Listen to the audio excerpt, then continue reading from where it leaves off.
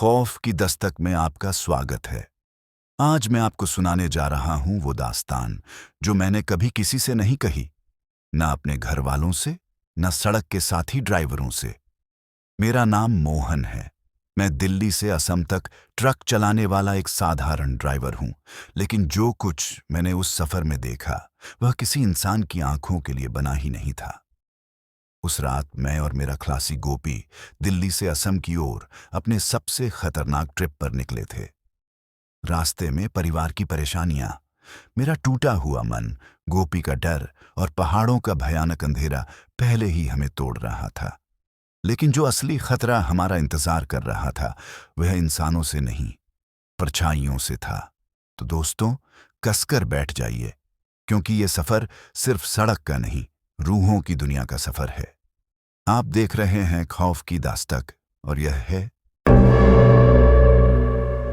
मैं दिल्ली की उस ठंडी सुबह को आज तक नहीं भूल पाया, जब मैंने पहली बार अपना ट्रक चालू किया था।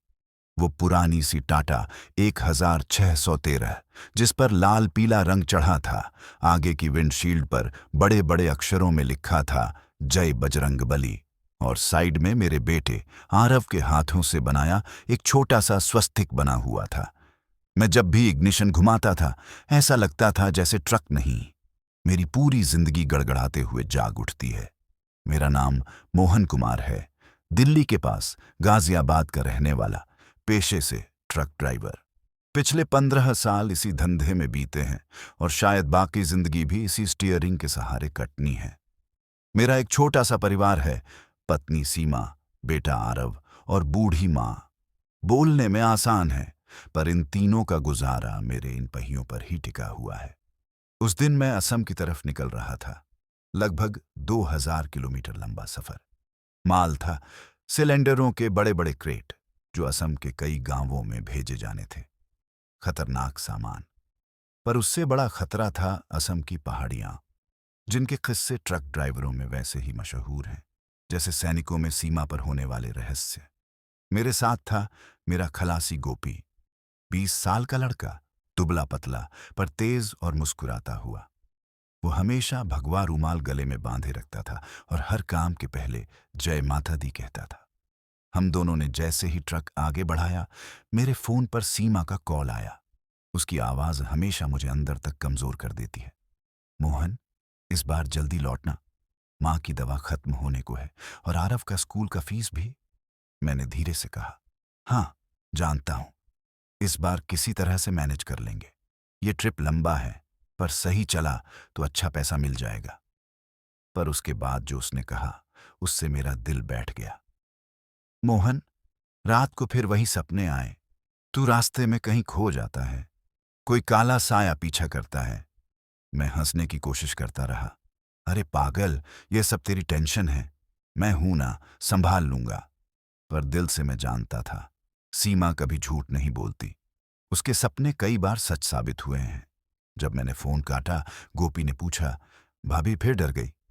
हाँ, कुछ सपने आए हैं उसे। गोपी ने तुरंत अपने गले का रूमाल पकड़ा। भैया, इन पहाड़ियों में सपना वपना मजाक मत समझना। जो चीजें रात में दिखती हैं ना, वे हमेशा इंसान नहीं होती। मैंने स्टीयरिंग कसकर पकड़ा। मुझे ये लाइन बिल्कुल पसंद नहीं आई, पर रास्ता अभी शुरू ही हुआ था और मैं अभी से डरना नहीं चाहता था। हमने गाजियाबाद पार किया, फिर मेरठ, फिर मुजफ्फरनगर। पेड़ों के ऊपर धूप झुक रही थी और हाईवे पर ट्रकों की कतारें लंबी खींची हुई थीं। पर जैसे ही शाम हुई, मेरे मन में एक अजीब सी बेचैनी उतरने लगी। मैं हमेशा की तरह पहले दिन थोड़ा लंबा चलाता हूं ताकि आगे पहाड़ों पर दिन कम पड़े। पर उस दिन दिल अंदर से खींचा जा रहा था, जैसे कोई मुझे पीछे लौटने की हिदायत दे रहा हो। रात 9 बजे के बाद हम सहारनपुर के पास थे। हाईवे शांत था, बस कहीं कहीं ट्रक की हेडलाइट्स अंधेरे को चीरती नजर आ रही थीं।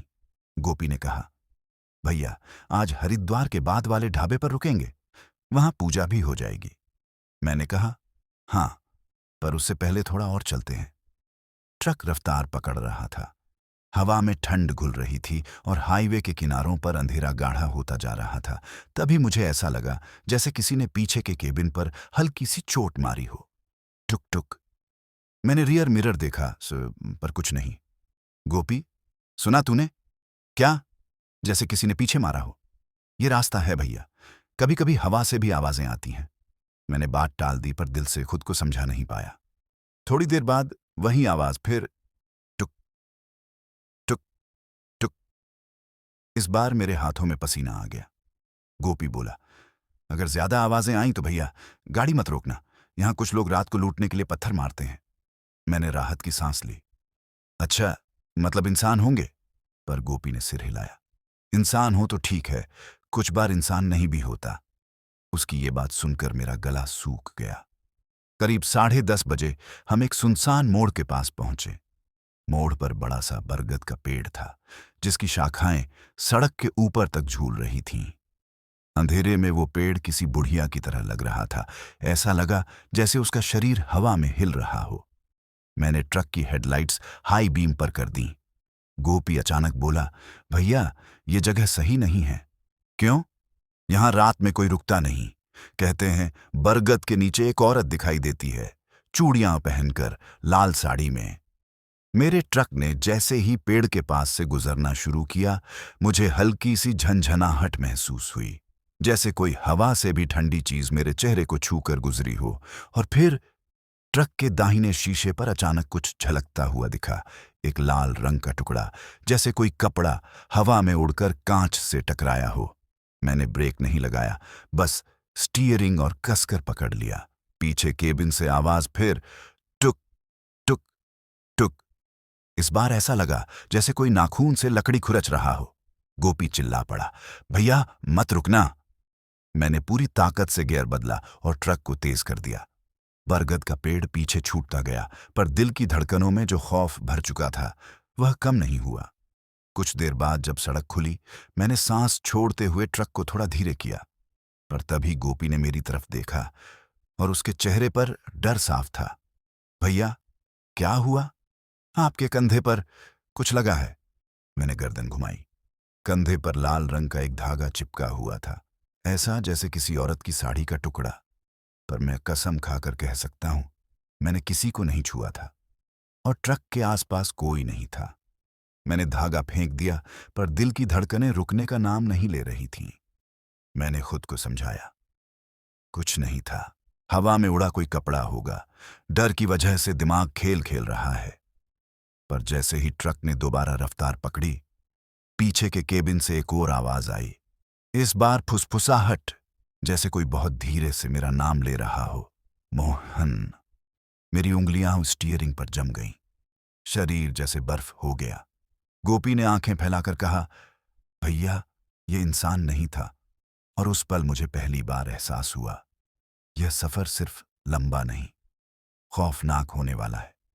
मैंने जिंदगी में कई रातें हाईवे पर गुजारी हैं, कभी बारिश में, कभी धुंध में, कभी जंगलों के बीच बिल्कुल अकेले। लेकिन उस रात जैसी बेचैनी मैंने पहले कभी महसूस नहीं की थी। पीछे के केबिन से जो फुसफुसाहट आई थी, मोहन, वह मेरे कानों में किसी बर्फीली उंगली की तरह उतर गई थी। मैंने हिम्मत जुटाकर रियर मिरर देखा। अंधेरा, सिर्फ अंधेरा। लेकिन उस अंधेरे में कुछ था, कुछ जो दिखाई तो नहीं देता था, लेकिन उसकी मौजूदगी सांस रोक लेती थी। गोपी मेरी तरफ झुककर बोला, भैया अगर पीछे कुछ है भी तो अभी मत देखना। जिस चीज का नाम लेकर आपको पुकारा गया है, उसका जवाब देना खतरनाक होता है। मैंने हल्का सा सिर हिलाया, पर दिल की धड़कनें अब सीने में नहीं, कानों में बज रही थीं। हम बरगद के मोड़ से काफी दूर निकल चुके थे, लेकिन अजीब बात यह थी कि हवा अचानक ठंडी हो गई थी। उतनी ठंडी जितनी पहाड़ों पर भी नहीं होती। ट्रक के अंदर धुंध जैसी बन रही थी, जबकि बाहर मौसम बिल्कुल साफ था। मैंने हाथ डैशबोर्ड पर रखा, ठंडा। स्टीयरिंग पकड़ा, बर्फ जैसा ठंडा। अंदर की हवा बिल्कुल ठिठुरन भरी। गोपी ने तुरंत अपना रूमाल माला की तरह पकड़ लिया। भैया ये उन जगहों जैसा लग रहा है जहां कोई आत्मा पीछे पीछे चलती है। चुप रहे गोपी, मैंने जोर से कहा, पर आवाज कांप गई। मैं ड्राइविंग में ध्यान लगाने की कोशिश कर रहा था, लेकिन दिमाग बार बार उसी फुसफुसाहट में खो जा रहा था। मैंने खुद को समझाया, यह सिर्फ थकान है, दिमाग शरारत कर रहा है, कुछ नहीं है। पर तभी पीछे से फिर वही आवाज आई, इस बार साफ। मोहन रुक को ट्रक का एक्सल झटके से कांपा। मेरे हाथों की नसें तड़प उठीं, मेरे पांव क्लच पर जम गए। गोपी चिल्लाया, भैया ब्रेक मत दबाना। पर बहुत देर हो चुकी थी। मेरी उंगलियां अपने आप ब्रेक पर चली गईं, जैसे किसी ने पीछे से मेरे हाथ पर दबाव डाला हो। ट्रक तेज आवाज के साथ रुक गया, उसी सुनसान हाईवे पर जहां कई किलोमीटर तक कोई ढाबा, कोई दुकान, कोई इंसान नहीं था। सन्नाटा, इतना गहरा कि अपने दिल की धड़कन भी बाहर सुनाई दे रही थी। गोपी रो पड़ा, भैया मैंने कहा था ना, रुकना मत। मैंने हिम्मत करके केबिन के पीछे देखा। अंधेरा, पर इस बार सिर्फ अंधेरा नहीं। उस अंधेरे में एक हल्की सी हरकत, जैसे कोई बहुत धीरे धीरे सरक रहा हो। मैंने सीट के नीचे रखा टॉर्च निकाला, ट्रक की केबिन के छोटे से दरवाजे को थोड़ा खोला। हवा का झोंका अंदर आया, बर्फ जैसा ठंडा। मैंने टॉर्च की रोशनी पीछे फेंकी और रोशनी सीधी जाकर पड़ी एक औरत के पांवों पर।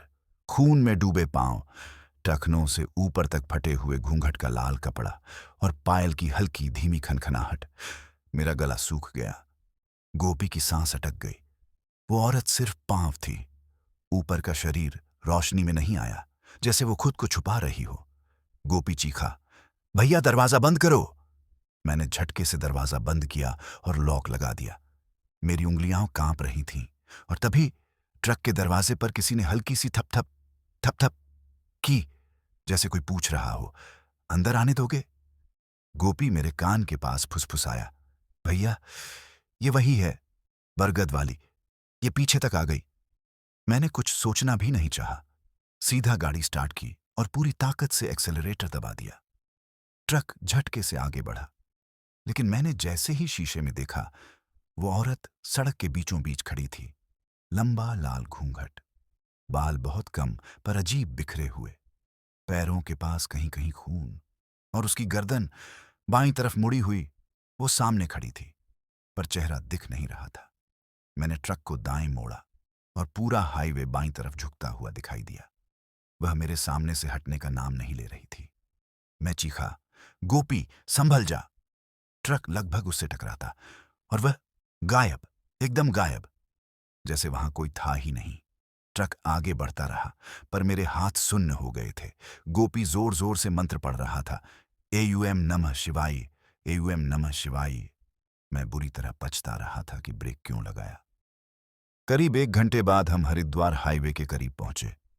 दूर से ढाबों की रोशनियां दिखाई दीं। मैंने तुरंत पहला ढाबा देखा और ट्रक साइड में लगा दिया। हम दोनों अंदर गए, पर मैं अंदर जाते हुए भी शीशा देख रहा था, कहीं वो औरत फिर न दिख जाए। ढाबे में बैठे लोग चाय पी रहे थे, ताश खेल रहे थे। सब सामान्य था, पर मेरा दिल अब भी कांप रहा था। ढाबे वाला बोला, भैया चेहरे पर रंग उड़ा हुआ है, रास्ते में कुछ दिख गया क्या?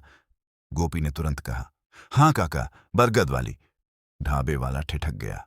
उसके हाथ से चाय का गिलास गिरते गिरते बचा। मेरी रीढ़ में सिहरन उतर गई। मैंने पूछा, आप जानते हैं उस जगह के बारे में? ढाबे वाला धीरे से बोला, वो रास्ता रात को मत जाया करो बेटा, वहां 12 साल पहले एक औरत का एक्सीडेंट हुआ था। लाल साड़ी में थी, चूड़ियां खनखनाती थीं। पति छोड़ गया था उसे, अकेली घर लौट रही थी, ट्रक ने टक्कर मार दी थी। मैं सांस रोककर सुन रहा था। ढाबे वाला बोला, कहते हैं जो ड्राइवर उसने आखिरी बार मदद के लिए पुकारा था, उसका नाम भी मोहन था। मेरे हाथ से चाय गिर पड़ी। गोपी की आंखें फैल गईं। ढाबे वाला आगे बोला, वो तब से हर चलते ट्रक के पीछे भागती है, जिसका ड्राइवर का नाम मोहन। उस पल ऐसा लगा जैसे मेरी सांस रुक जाएगी। ढाबे वाला अचानक चुप हो गया, फिर बोला, बेटा अभी असम की तरफ जा रहे हो तो संभल कर जाना। वहां पहाड़ों में जो दिखता है ना, वो हमेशा इंसान नहीं होता। मैंने ट्रक की ओर देखा और कुछ देर के लिए मेरा पूरा शरीर रोए खड़े होने जैसा जम गया, क्योंकि ट्रक के शीशे पर अभी भी वही लाल धागा चिपका हुआ था, जिसे मैंने फेंक दिया था। ढाबे की उस रात के बाद मैं सो नहीं पाया। बाहर ट्रकों की आवाजें आ रही थीं, लेकिन मेरे कान सिर्फ एक ही आवाज सुन रहे थे, वही फुसफुसाहट, वही धीमी पुकार, मोहन। गोपी पास के खाट पर लेटा था, पर उसकी आंखें खुली थीं। वह भी सोने की कोशिश नहीं कर रहा था। उसका चेहरा बिल्कुल सफेद था। भैया, उसने धीरे से कहा, आपके नाम से क्यों बुला रही थी? ये तो बहुत बुरा संकेत है। मैंने गहरी सांस ली। दिमाग में वही सवाल था, क्यों मुझे? क्यों मोहन? ढाबे वाले की बात मेरे दिमाग में हथौड़े की तरह घूम रही थी। जिस ड्राइवर को उसने आखिरी बार पुकारा था, उसका नाम भी मोहन था। यह बात अब डर बनकर मेरी हड्डियों में उतर रही थी। मैंने गोपी से कहा, चल थोड़ा बाहर चलते हैं, ताज़ा हवा चाहिए। हम ढाबे के बाहर आए। आसमान काला था, पर तारों से भरा हुआ। ऐसा आसमान दिल्ली में बहुत कम दिखता है। हवा में हल्की ठंडक थी, जिसमें कहीं दूर से जलते हुए चंदन की खुशबू आ रही थी। शायद किसी ने पास के मंदिर में अगरबत्ती जलाई होगी। मैंने सिगरेट जलाई, पर आधा कश लेने से पहले ही बुझा दी। पूरे शरीर में जलन हो रही थी, जैसे सीना अंदर से दब रहा हो। गोपी, मैंने पूछा, तूने पहले भी कुछ ऐसा देखा है? हाईवे पर? गोपी ने धीमे धीमे कहा, भैया, ऐसे किस्से बहुत सुने हैं, पर देखा पहली बार है। पर एक चीज पक्की समझ लो, वो आपके पीछे आएगी। मैंने घूर कर पूछा, क्यों? गोपी बोला, जिसका नाम लेकर आत्मा आवाज लगाए, वो व्यक्ति उसके चक्कर में फंस जाता है। जब तक कुछ पूरा ना हो, वो पीछा करती रहती है। मैंने सिर पकड़ लिया। पीछे ट्रक खड़ा था। उसकी पीली लाइट ढाबे की मिट्टी पर लंबी छाया बना रही थी। उस छाया में भी मुझे वही लाल धागा साफ नजर आ रहा था, जो सुबह तक पता नहीं अपने आप कहां से वापस आ गया था। मैंने धीमे से कहा, कल ही घर से सीमा का कॉल आया था। उसके सपनों में मैं खो जाता हूं, या कोई काला साया मेरे पीछे होता है। गोपी ने बीच में कहा, भाभी को जो दिखा वही असल में चेतावनी होती है। सपनों में देवी देवता कई बार इशारा देते हैं। मेरा दिल अब और डूब गया। मैंने फोन निकाला। सीमा को कॉल करने का मन हुआ, पर रात के 2:30 बज रहे थे और मैं उसे परेशान नहीं करना चाहता था। वह पहले से ही परेशान रहती है। माँ की दवाई, आरव की फीस, घर के खर्च, मेरी हर ट्रिप उसका गला पकड़े रहती है। मैंने आसमान की तरफ देखा और मन ही मन कहा, हे महादेव, इस सफर में मेरी रक्षा करना। इस बार घर सकुशल लौटना जरूरी है। सुबह होने से पहले ही हमने ढाबा छोड़ दिया। मैं नहीं चाहता था कि सुबह की भीड़ में हम लेट हो जाएं। आगे हरिद्वार, फिर ऋषिकेश, फिर पहाड़ी रास्तों का पहला पड़ाव शुरू होना था, और पहाड़ों पर सुबह जितनी जल्दी निकलो उतना अच्छा। रास्ता बिल्कुल शांत था। सूरज अभी उगा भी नहीं था। सड़कें धुंध में गुम थीं। ट्रक धीरे धीरे पहाड़ चढ़ रहा था। इंजन गर्म हो रहा था और मैं अपनी पूरी एकाग्रता स्टीयरिंग पर लगा रहा था। गोपी ने हल्की आवाज में भजन चालू किया, जगजननी जय जय माता। इससे मन को थोड़ा बल मिला, पर एक बात साफ थी, मैं खुद को बहादुर दिखा रहा था, पर अंदर से डर अब भी वहीं था। जब हम ऋषिकेश से ऊपर बढ़े तो सड़कें इतनी टेढ़ी मेढ़ी थीं कि मुझे हाथ स्टीयरिंग पर कसकर रखना पड़ रहा था। खाई इतनी गहरी कि नीचे देखो तो चक्कर आने लगे। पर असली खतरा अभी आगे था, देवरिया घाट का इलाका। ट्रक ड्राइवरों में ये जगह ऐसी मशहूर है जैसे भूतहा चौकी हो। मैंने मजाक में पूछा, गोपी, तेरे भूत मूत यहीं मिलते होंगे? गोपी बोला, भैया मजाक मत करो, यहां हादसे ऐसे हुए हैं कि लोग बताते भी डरते हैं। सड़क एकदम सुनसान थी। कोई गाड़ी नहीं, कोई बाइक नहीं, सिर्फ हमारा ट्रक और पहाड़ों के बीच गूंजती हवा। भैया, गोपी ने डरते हुए कहा, यह जगह अजीब लग रही है ना? मैंने कोई जवाब नहीं दिया, क्योंकि मेरा अनुभव भी वही कह रहा था। अचानक ट्रक के दाईं ओर से कुछ सफेद सा गुजरा। एक झलक, इतनी तेज कि पहचान नहीं पाया। मैंने ब्रेक हल्के पकड़े। गोपी, देखा तूने? गोपी ने खिड़की से झांका। कुछ नहीं दिखा।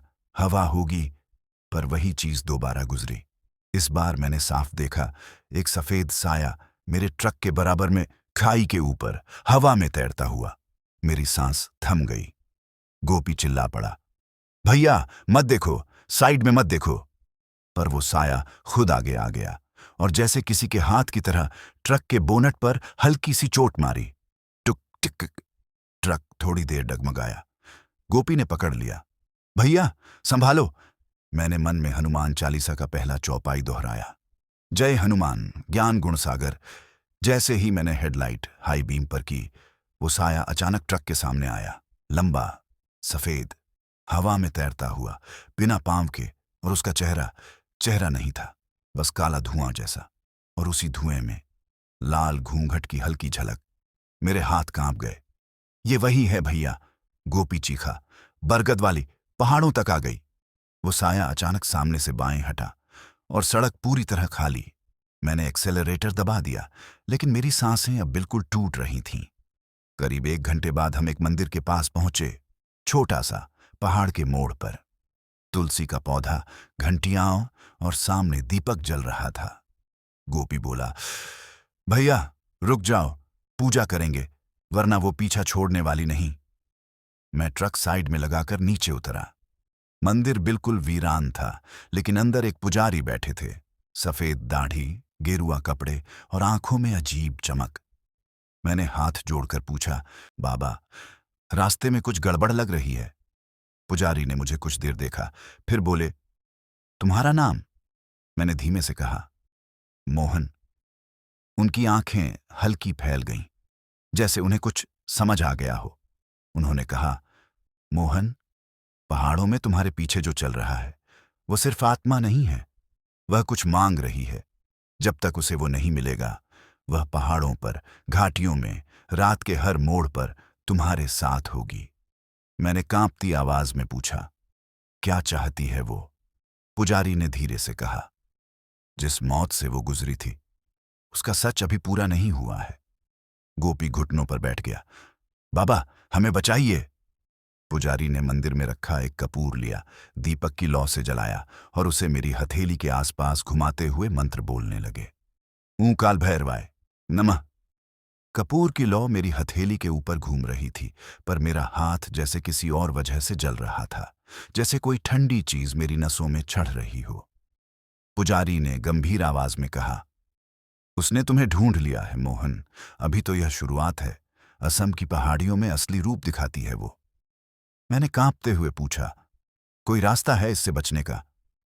पुजारी ने मेरी तरफ देखते हुए कहा, इस सफर को पूरा करना ही पड़ेगा।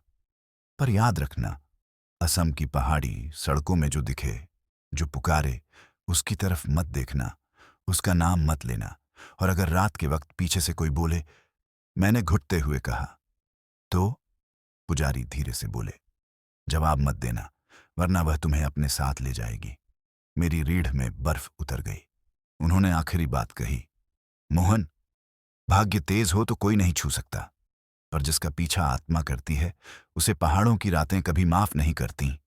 मैं कुछ कह पाता, उससे पहले ही हवा में फिर वही ठंडक उतर आई, वही जो बरगद की रात थी। गोपी ने मुझे खींचा, भैया, हमें निकलना होगा अभी। मैंने ट्रक स्टार्ट किया, लेकिन जैसे ही ट्रक आगे बढ़ा, पीछे से फिर वही आवाज आई, धीमी, लंबी, जैसे हवा में लटकती हुई, मोहन। गोपी चिल्लाया, भैया सुनो मत, मत सुनो। पर इस बार वो सिर्फ मेरा नाम नहीं, इस बार वो बोली, मोहन, सच्चाई असम में मिलेगी। मैंने स्टीयरिंग इतने जोर से पकड़ा कि हाथ सुन्न हो गए। और उस पल मुझे पहली बार एहसास हुआ, यह सफर अब सिर्फ एक यात्रा नहीं, एक श्राप बन चुका था। मंदिर में पुजारी की वो बातें, सच्चाई असम में मिलेगी, ये शब्द मेरे कानों में गूंजते रहे, जैसे कोई अदृश्य हाथ सिर के पीछे पकड़कर बार बार कह रहा हो कि इस सफर का अंत आसान नहीं होगा। ट्रक मंदिर से निकल चुका था, लेकिन मेरा दिमाग अब पहियों की आवाज से ज्यादा उसी साया की आवाज में घूम रहा था। हवा में फिर वही ठंड थी, अजीब, कड़वी, जैसे बर्फ किसी अदृश्य थाली में टूटती हुई। गोपी चुप बैठा था, दोनों हाथ जोड़े हुए, आंखें बंद और गर्दन पर बंधा भगवा रूमाल पसीने से भीग चुका था। भैया, उसने धीरे से कहा, हम रुक क्यों नहीं जाते? कल सुबह चलते, अभी क्यों जा रहे हैं? मैंने भारी आवाज में कहा, अगर अभी रुक गया तो शायद सुबह तक ट्रक में भी न रह सकें। जितना आगे बढ़ जाए उतना अच्छा। पहाड़ दिन में सुरक्षित होते हैं, रात में नहीं। गोपी ने होंठ दबाए। भैया, आप सही कह रहे हो। पहाड़ी रास्ता अब और खतरनाक हो चुका था। ऊपर आसमान में काले बादल जमा होने शुरू हो चुके थे। सड़क संकरी होती जा रही थी और मोड़ इतने तीखे कि अगर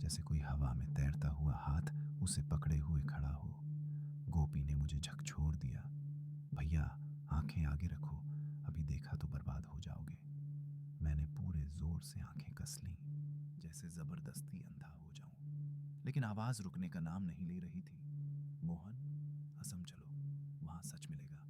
मेरी आंखों के सामने सड़क गायब होने लगी, नसें तन गईं, ट्रक हिलने लगा।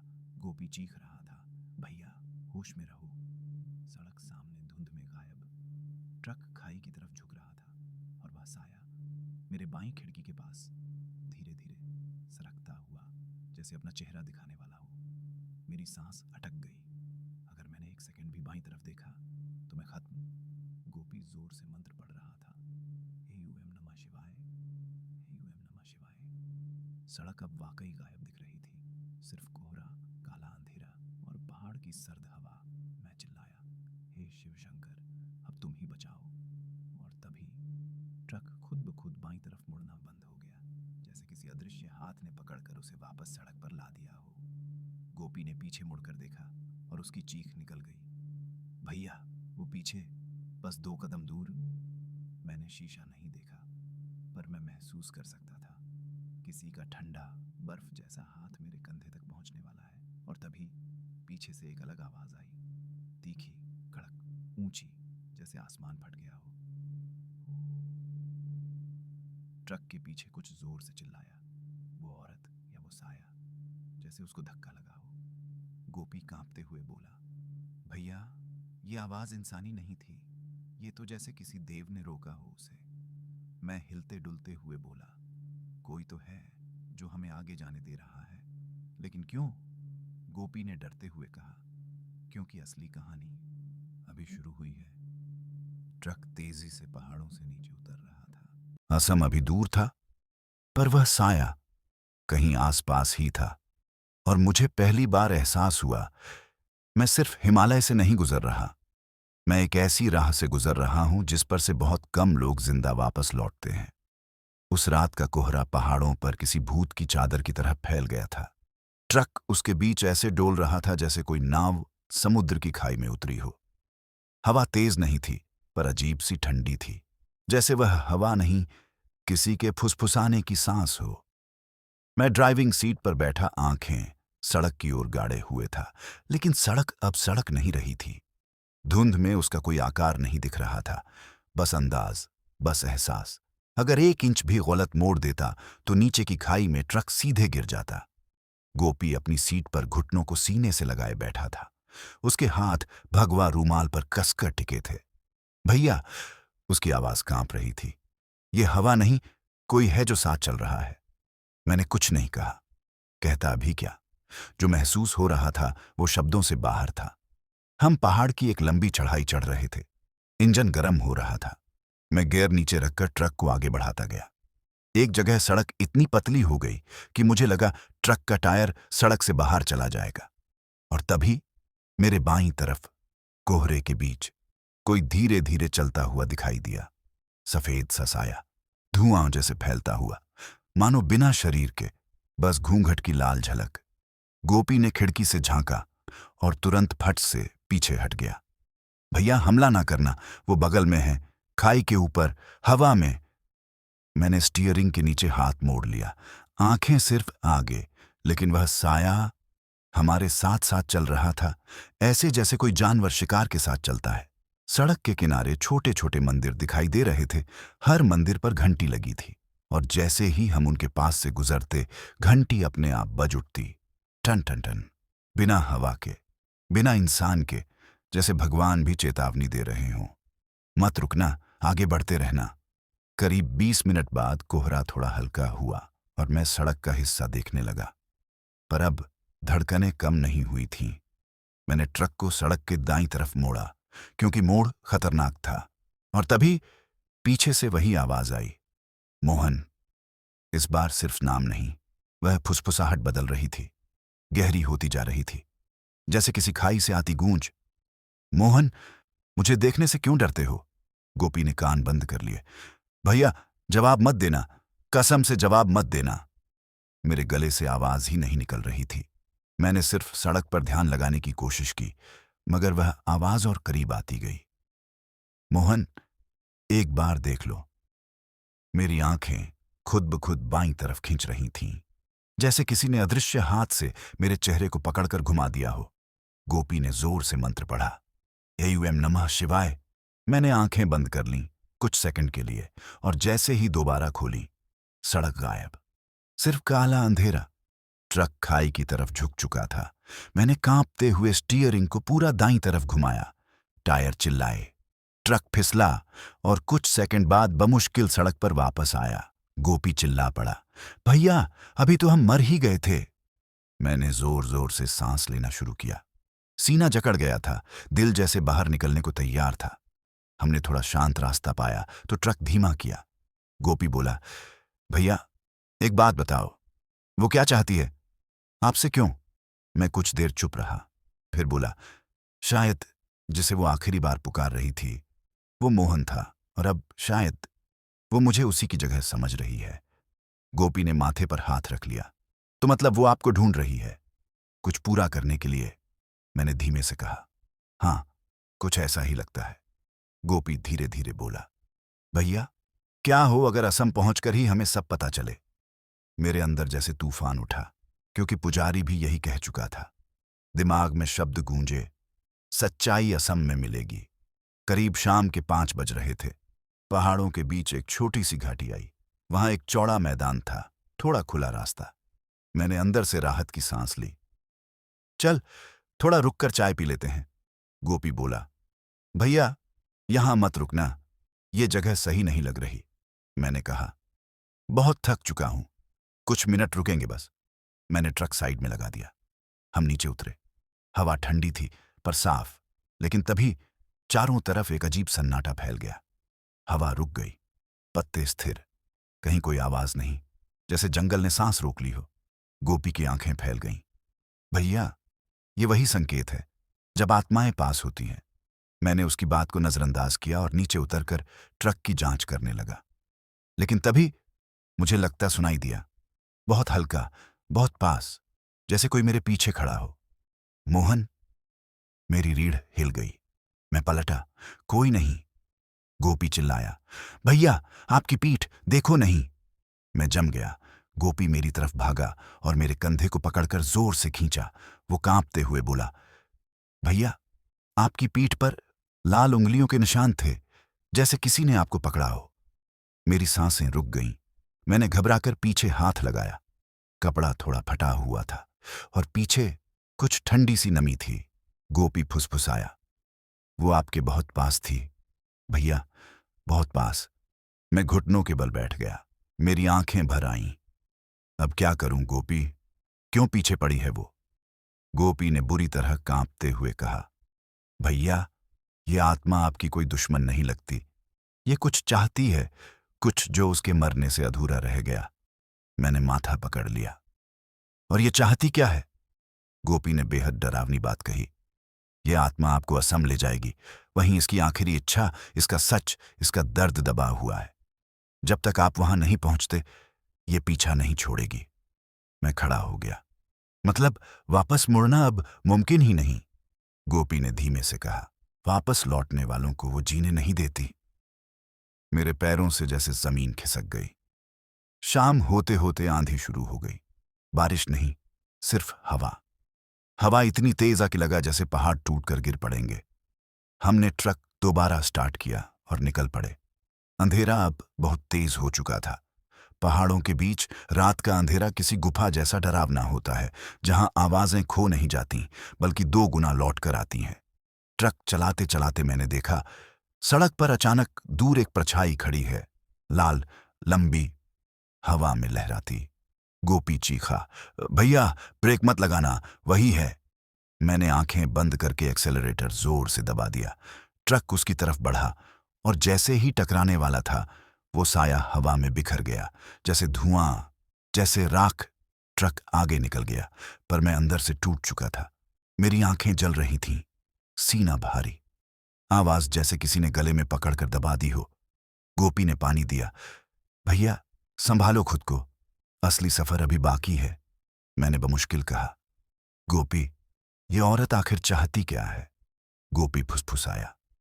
जिस मोहन को उसने मौत के समय आवाज दी थी, उसका क्या हुआ था? क्या उसने उसे बचाया नहीं? क्या कोई राज है वहां? मेरे हाथ कांप उठे। शायद सच यही था। वो मुझे उसी मोहन का हिस्सा समझ रही थी और मुझे उस जगह ले जा रही थी जहां उसकी कहानी खत्म हुई थी। गोपी ने धीरे से कहा, भैया, असम की पहाड़ियां, वो असली खेल वहीं शुरू होगा। अगर आप में हिम्मत है तो ही पहुंच पाएंगे। मैंने धीमे से कहा, मुझे पहुंचना ही होगा, वरना ये साया मुझे छोड़ने वाला नहीं। ट्रक रात की तरफ चलता रहा, अंधेरे की तरफ, असम की खौफनाक पहाड़ियों की तरफ। और मैं जान चुका था, जो मेरे पीछे है वो सिर्फ आत्मा नहीं, वो एक अधूरी मौत है, एक अधूरा सच है, जिसे पूरा करने के लिए वो मुझे जिंदा या मुर्दा असम लेकर जाएगी। रात अपने सबसे खतरनाक रूप में बदल चुकी थी। आसमान काला था, लेकिन उसका काला रंग भी पहाड़ों की छाया के सामने फीका लग रहा था। सड़कें अब इतनी संकरी थीं कि लगा जैसे पहाड़ एक एक कदम ट्रक को अपनी ओर खींच रहे हों। हवा नहीं चल रही थी, लेकिन फिर भी ऐसा लगता था कि कुछ हमारे आसपास घूम रहा है, कुछ जो दिखाई नहीं दे रहा, पर उसकी मौजूदगी सांस रोक देती है। ट्रक के पीछे खेप का वजन थोड़ा झूल रहा था और हर मोड़ पर ट्रक अजीब आवाज कर रहा था, जैसे धातु आपस में रगड़कर कराह रही हो। ये आवाजें पहले भी सुनता था, पर आज इनमें कुछ अलग था, कुछ डरावना, मानो धातु नहीं, कोई दबी हुई चीख निकल रही हो। गोपी मेरे पास बैठा था, पर उसके होंठ लगातार हिल रहे थे। वह बिना रुके मंत्र पढ़ रहा था। उसके चेहरे पर डर की रेखाएं इतनी गहरी थीं कि लगता था कुछ ही देर में फट पड़ेंगी। मैंने उससे पूछा, गोपी, डर मत, अभी तक संभल गए हैं, आगे भी संभल लेंगे। गोपी की आवाज भर्रा गई, भैया, ये डर पहाड़ों का नहीं है, ये किसी परछाई का है जो हमारे साथ साथ आ रही है। उसकी बात पूरी ही नहीं हुई थी कि पीछे के केबिन में वही खरोंच की आवाज फिर शुरू हो गई। खर्रर खर्रर, मानो कोई नाखून लगाकर अंदर आना चाहता हो।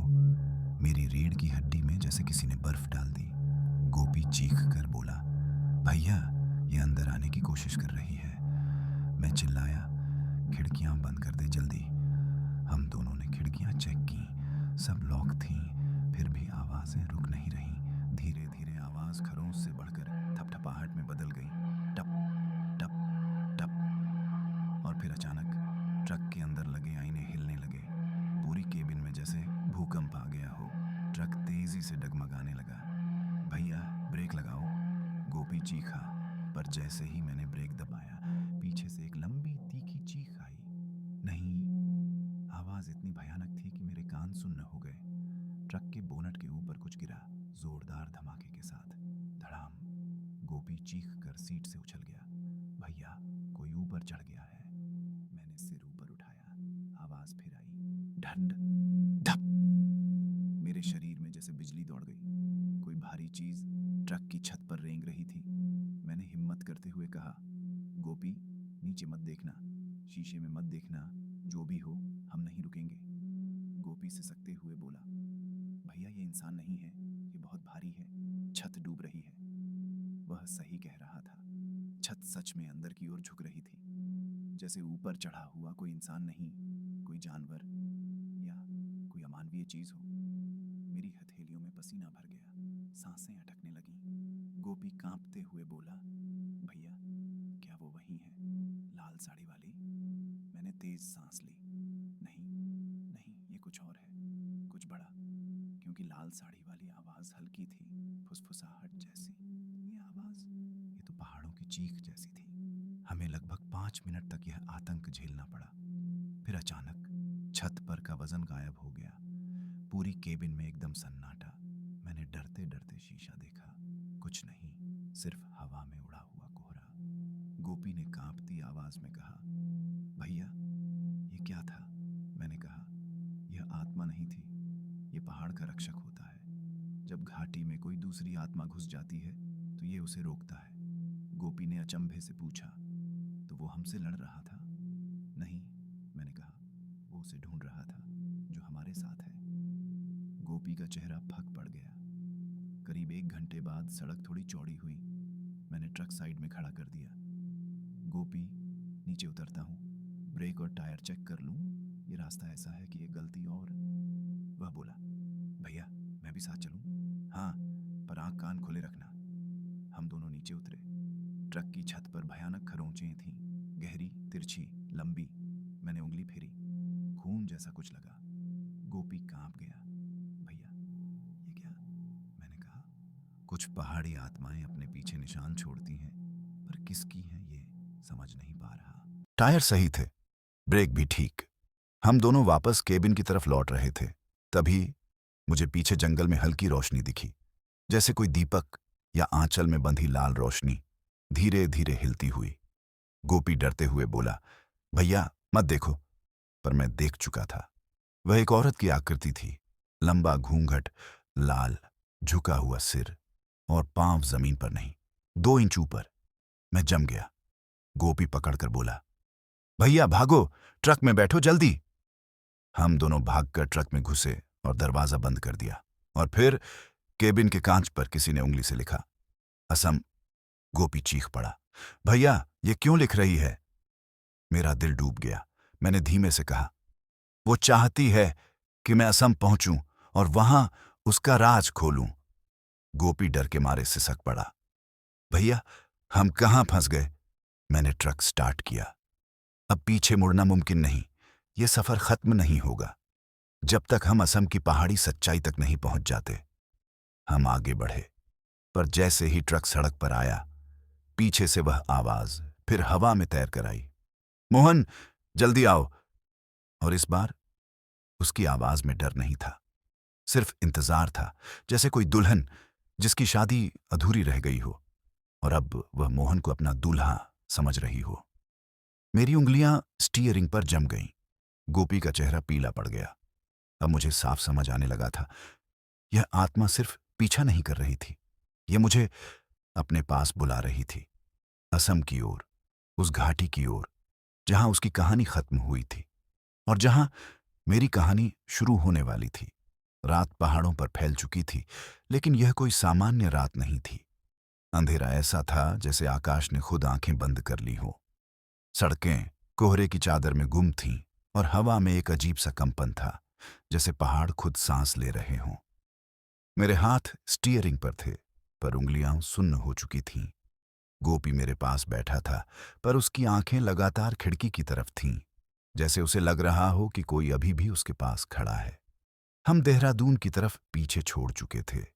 अब पहाड़ी रास्ते तेजी से असम की तरफ मुड़ रहे थे।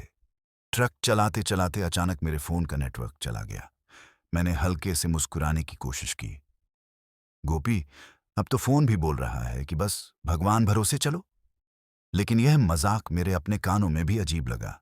गोपी डरते हुए बोला, भैया आवाजों का एहसास हो रहा है, कोई आसपास है पर दिख नहीं रहा। मैंने गहरी सांस ली। हवा है शायद, गोपी धीरे से बोला। हवा पैर दबाकर नहीं चलती भैया। मैं अंदर से कांप गया, क्योंकि वह सही कह रहा था। मैं भी महसूस कर रहा था कि कुछ हमारे बिल्कुल पास, बहुत पास चल रहा है।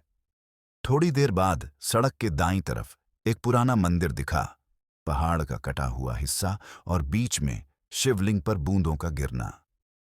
छोटे छोटे दीपक जल रहे थे, जैसे वे इस अंधेरे में भी किसी आतंकी को रोकने की कोशिश कर रहे हो। मैंने ट्रक कम किया। गोपी, थोड़ा रुकते हैं, ओम नमः शिवाय बोलकर माथा टेकते हैं। गोपी ने तुरंत सिर हिलाया। हाँ भैया, यही सही है, वरना वह पीछा नहीं छोड़ेगी। मैं ट्रक रोककर नीचे उतरा। पहाड़ों की हवा ठंडी थी, लेकिन इसमें एक फटी हुई गंध भी थी, जैसे पुराने कपड़े, गीली मिट्टी और किसी के रोने की महक। ये महक मैंने पहले भी महसूस की थी। बरगद वाली रात जो आवाज आई थी, उसमें भी यही गंध थी। मैं मंदिर की तरफ बढ़ा, लेकिन जैसे ही पहला कदम रखा, पीछे से एक फुसफुसाहट फिर हवा में आई। मोहन। मेरी सांस रुक गई। गोपी ने तुरंत कंधे से पकड़कर खींचा। भैया अभी मत रुको, पहले अंदर चलो। मैं मंदिर के अंदर गया और शिवलिंग पर जल चढ़ाया। गोपी ने घंटी बजाई और वह आवाज पहाड़ों में दूर तक गूंज गई। ओम नमः शिवाय, ओम नमः शिवाय। मैंने मन ही मन कहा, हे भोलेनाथ, मेरी रक्षा करना, यह सफर अब मेरे बस का नहीं रहा। मैं बाहर निकला, पर अब हवा अलग थी। ठंडी नहीं, सिहरन भरी, जैसे किसी ने मंदिर की दीवारों से झांकते हुए हमें देखा हो। गोपी ने मेरी ओर घबरा कर देखा। भैया, इसकी मौजूदगी तेज हो गई है। मैंने जल्दी जल्दी ट्रक में कदम रखा। जैसे ही दरवाजा बंद किया, कुछ जोर से ऊपर छत पर गिरा। धड़ाम! मैं उछल गया। गोपी भी चीख पड़ा, भैया, ये फिर आ गई है। ट्रक की छत पर से चलने की आवाज आई। ढग ढग ढग, इतनी भारी, इतनी गहरी, जैसे कोई इंसान नहीं, कोई दानव चल रहा हो। मैंने ट्रक तुरंत स्टार्ट किया। इंजन गरजा, जैसे डर गया हो। ट्रक आगे बढ़ा, पर ऊपर छत पर आवाजें बढ़ती गईं, और फिर कांच पर नाखून से लिखी आवाज, खरा। गोपी ने कांपते हुए कहा, भैया, शीशे पर कुछ लिख रही है, मत देखना। पर मैं देख चुका था। कांच पर लिखा था, जल्दी आओ असम। मैंने स्टीयरिंग इतनी जोर से पकड़ा कि हाथ दर्द करने लगे। हम वापस सड़क पर आ गए। मंदिर अब पीछे छूट चुका था, पर अब डर बढ़ गया था। अचानक एक मोड़ पर ट्रक की हेडलाइट में एक आकृति दिखी, लाल घूंघट, लंबा आंचल और पांव हवा में तैरते हुए। वो सड़क के बीचों बीच खड़ी थी। गोपी डर से चीख पड़ा, भैया, टक्कर मत मारना। मैंने तुरंत ट्रक को दाईं ओर मोड़ा। ट्रक लगभग खाई के मुहाने तक पहुंच गया। टायर फिसले, चिंगारियां निकलीं, और वह औरत हवा में एकदम सीधी खड़ी थी, उसी जगह पर, मानो सड़क ही उसकी हो। मैंने बिना पलक झपकाए एक्सेलरेटर दबाया। ट्रक तेज हुआ, और वो लाल आकृति धीरे धीरे हवा में ऊपर उठ गई, जैसे किसी धागे ने खींच लिया हो। मैंने आंखें बंद की। हे भोलेनाथ, अब बस पहुंचा दो। करीब आधे घंटे बाद हवा शांत होने लगी। कोहरा कम हुआ, और पहाड़ के नीचे एक छोटा सा गांव दिखाई दिया। कुछ घर, कुछ झोपड़ियां, और बीच में एक पुराना कुआं। गोपी ने राहत की सांस ली। भैया, लगता है अब वो थोड़ी दूर हुई। पर तभी कुएं के पास खड़े एक छोटे बच्चे को हमने देखा। वह गहरा नीला कुर्ता पहने था, हाथ में मिट्टी की गुड़िया। मैंने सोचा शायद गांव का बच्चा है। मैंने हॉर्न बजाया, हटो बेटा, गाड़ी जा रही है। पर बच्चा हिला नहीं। गोपी ने खिड़की से झांका, और फिर उसकी चीख गूंज उठी, भैया रुको। वो बच्चा, उसके पैर जमीन को नहीं छू रहे। मेरी सांस अटक गई। मैंने ध्यान से देखा, और सच में बच्चे के पैर हवा में 3 इंच ऊपर थे। वह हमारे ट्रक की तरफ देखकर मुस्कुरा रहा था, पर उसकी मुस्कान बिल्कुल इंसानी नहीं थी। काले दांत, खोखली आंखें, और होंठ फटे हुए। उसने अपने हाथ उठाए, और उंगलियां टेढ़ी थीं, जैसे टूट चुकी हों। गोपी रो पड़ा, भैया, ये बच्चा नहीं है, ये वही है, उसी ने रूप बदला है। और तभी बच्चे के मुंह से वही आवाज निकली, मोहन, क्यों डरते हो मुझसे? मैंने पागल होकर एक्सेलरेटर दबा दिया। ट्रक वहां से निकल गया। गोपी सिसक रहा था, भैया, ये हमारा पीछा बदले बदले रूप में कर रही है। ये चाहे जिस रूप में आ जाए, पर उसकी आवाज एक ही होती है। मेरे हाथ कांप रहे थे। मेरी उंगलियां स्टीयरिंग को मुश्किल से पकड़ पा रही थीं। मैंने डर से भरी आवाज में कहा, गोपी, एक बात अब साफ हो गई है। गोपी ने पूछा, क्या भैया? मैंने कांपते हुए कहा, वो मुझे सिर्फ पीछे नहीं आ रही, वो मुझे पहचानती है। वो जानती है कि मैं मोहन हूं। गोपी की आंखें फैल गईं। तो भैया, अब क्या होगा? मैंने गहरी सांस ली। अब यही होगा कि असम पहुंचकर मुझे उसका सच जानना पड़ेगा, क्योंकि जब तक मैं नहीं जानता, ये आत्मा हमारा पीछा नहीं छोड़ेगी। गोपी रोते हुए बोला, भैया, हम असम में बच भी पाएंगे? मैंने धीरे से कहा, अब हमारी किस्मत पहाड़ों के हवाले है। और जैसे ही ट्रक आगे बढ़ा, पीछे से फिर वही आवाज आई, मोहन, मैं इंतजार कर रही हूं। इस बार वह आवाज इतनी पास थी कि मेरे कान में सांस महसूस हुई, और मुझे पता चला हम सिर्फ पहाड़ों में नहीं हैं, हम उसके इलाके में हैं। मैंने जिंदगी में कई रातें पहाड़ों पर बिताई हैं, पर ऐसी रात नहीं, ऐसी दहशत किसी ट्रक ड्राइवर की किस्मत में नहीं लिखी जाती। जो पीछा हमारे पीछे रात भर चला है, वो सिर्फ कोई आत्मा नहीं, कोई साया नहीं, वो जैसे मेरी किसी जन्म की अधूरी कड़ी से जुड़ी हुई हो। ट्रक की हेडलाइट्स सामने का रास्ता चीर रही थीं, पर धुंध इतनी घनी थी कि लगा जैसे हम किसी सफेद समाधि के भीतर घुस गए हों। हवा शांत थी, पर उसका शांत होना भी डरावना था, जैसे पहाड़ खुद अपनी सांस रोककर हमारा इंतजार कर रहे हों। गोपी की हालत खराब थी, उसकी आंखें लाल, आवाज टूट चुकी थी। भैया, वह फुसफुसाया, ये बच्चा वाला रूप, ये बहुत बुरा था। क्या वो रूप बदल सकती है? मैं धीरे से बोला, हाँ, आत्माएं वही रूप लेती हैं जिसमें इंसान धोखा खा जाए। गोपी सिहर गया, तो हम उसके धोखे में आ चुके हैं भैया। मैंने गहरी सांस ली। अब धोखा नहीं, अब वो सीधे हमसे बात कर रही है। ट्रक जैसे जैसे जंगल से आगे बढ़ रहा था, आवाजें बदल रही थीं। कहीं दूर किसी औरत के रोने की आवाज, कहीं ढोल की हल्की थपथप, कहीं बच्चों की खिलखिलाहट, और बीच बीच में वो फुसफुसाहट। मोहन। मैं दांत भींचकर आगे देखता रहा। कोई भी इंसान इतनी आवाजों से डरकर ट्रक रोक देता, लेकिन मैं जानता था, ट्रक रोकने का मतलब मौत को दावत देना है। करीब 1 घंटे बाद एक पुल आया, बहुत पुराना, लकड़ी का। उसके नीचे गहरी खाई और बहता हुआ बर्फ जैसा पानी। पुल इतना पुराना था कि मुझे डर था कहीं ट्रक का वजन न सह पाए। गोपी ने डरते हुए कहा, भैया, ये पुल तो टूटा हुआ लग रहा है। मैंने हेडलाइट नीचे की ओर झुकाई। कई लकड़ी की तख्तियां टूटी हुई थीं। कहीं कहीं लकड़ी के बीच खाली जगहें, लेकिन सड़क और कोई नहीं थी। यही एक रास्ता था। मैंने गहरी सांस ली। गोपी, उतर और देख आगे से ट्रक निकल सकता है या नहीं। गोपी ने बात मान ली। वह टॉर्च लेकर पुल पर चला। पुल की लकड़ियां उसके पैरों के नीचे कराहने लगीं। कड़क कड़क, मैंने डरते हुए कहा। गोपी संभलकर, वह आगे बढ़ रहा था। तभी उसने पुकारा, भैया, लगता है निकल जाएगा, लेकिन धीरे धीरे। मैंने ट्रक को फर्स्ट गियर में लगाया और धीरे धीरे आगे बढ़ाया। ट्रक का भार लकड़ी पर पड़ा और तख्ती जोर से चटकी। धड़ाक! गोपी चिल्लाया, भैया धीरे! मैंने पाम से एक्सेलरेटर एकदम हल्का कर दिया। ट्रक धीरे धीरे आगे बढ़ा। हर इंच पर जिस तरह पुल कांप रहा था, उससे दिल बाहर आने लगा। अचानक हवा में वही सर्द गंध फैल गई। गीली मिट्टी, चंदन, खून। गोपी ने टॉर्च ऊपर उठाई और जम गया। मैंने भी देखा, पुल के दाईं तरफ पानी के ऊपर हवा में तैरती हुई एक लाल साड़ी वाली परछाई। उसका घूंघट पानी को छू भी नहीं रहा था।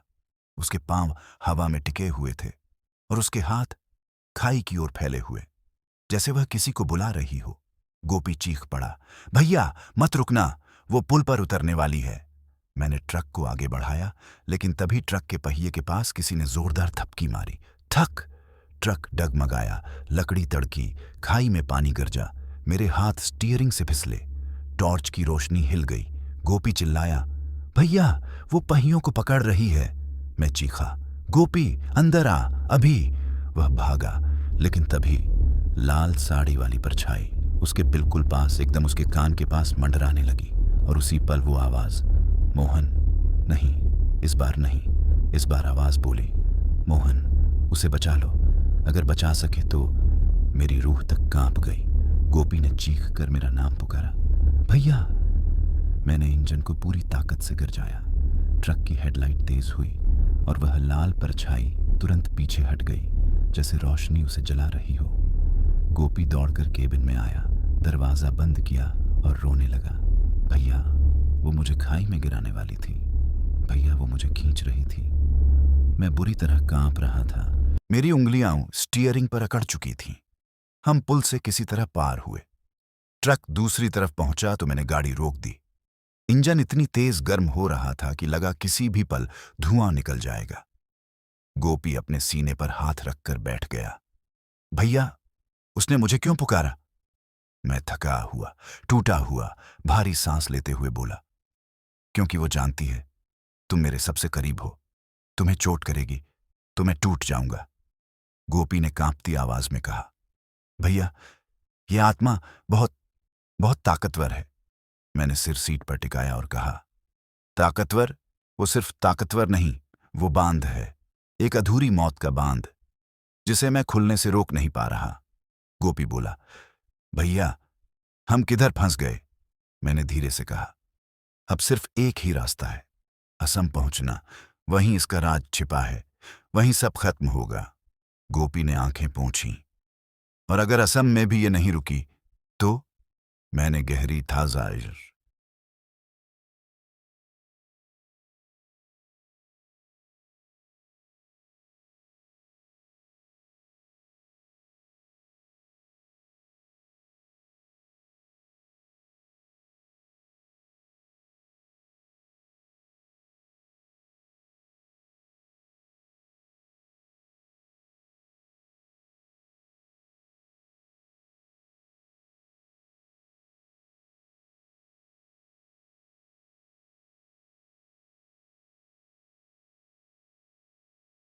सांस ली। तो शायद मैं वापस न आऊं। गोपी चौंक पड़ा। भैया, ये क्या बोल रहे हो? मैंने उसकी ओर देखा। कई आत्माएं किसी खास इंसान को अपना माध्यम बनाती है। शायद मैं उसी मोहन का बदला हुआ रूप हूं, या शायद उसके मरने की कहानी में मेरा नाम लिखा था। अचानक हवा का एक तेज झोंका आया। संतरे की गंध, खून, गीली मिट्टी, और फिर पीछे से वही आवाज, बहुत पास, इतनी पास कि लगा किसी का चेहरा मेरे कंधे के पास है। मोहन, अब पास आ रहे हो? गोपी चीख पड़ा। भैया! मैं उठकर खड़ा हो गया, सांसें टूटती हुई। गोपी, ये अब सिर्फ पीछा नहीं, ये बुलावा है। गोपी कांपता हुआ बोला। किस चीज का भैया? मैंने धीरे से खिड़की से बाहर देखा। अंधेरे में कोई लाल साया दूर दूर मंडरा रहा था। और मैंने कांपती आवाज में कहा, उसकी मौत, उसका बदला, उसका सच असम की पहाड़ियों में हमारा इंतजार कर रहा है। और तभी ट्रक के पीछे किसी ने लंबा, तेज दरवाजे पर हाथ मारा। ठक्कक! हम दोनों चीख कर उछल पड़े। गोपी बोला, भैया, वो फिर आ गई। मेरी रूह कांप गई। मैंने इंजन स्टार्ट किया। गोपी, अब कुछ नहीं देखना, कुछ नहीं सुनना, अब बस असम की तरफ भागना है। और जैसे ही ट्रक आगे बढ़ा, हवा में वह आवाज गूंजी, मोहन, मैं यहीं हूं, पीछे। मेरे हाथ से स्टीयरिंग लगभग छूट गया और मुझे समझ आ गया, अब वह सिर्फ पीछा नहीं कर रही, अब वह ट्रक के अंदर आने की कोशिश कर रही है। हमारे चारों तरफ अंधेरा इतना गाढ़ा हो चुका था कि हेडलाइट्स भी जैसे हार मान रही थीं। पहाड़ों के बीच रास्ता इतना खामोश था कि अगर किसी इंसान का दिल फटने की आवाज आती तो वह भी यहां साफ सुनाई देती। हवा पत्थरों से टकराकर एक अजीब सी कराह पैदा कर रही थी। उस कराह में कहीं एक धीमी सिसक सुनाई देती और कहीं किसी हंसी का टुकड़ा। मैंने ट्रक की रफ्तार बढ़ाई, लेकिन दिल की धड़कनें लगातार मेरे कानों को चोट मार रही थीं। जैसे जैसे हम असम की तरफ बढ़ रहे थे, वह साया और करीब आ रहा था।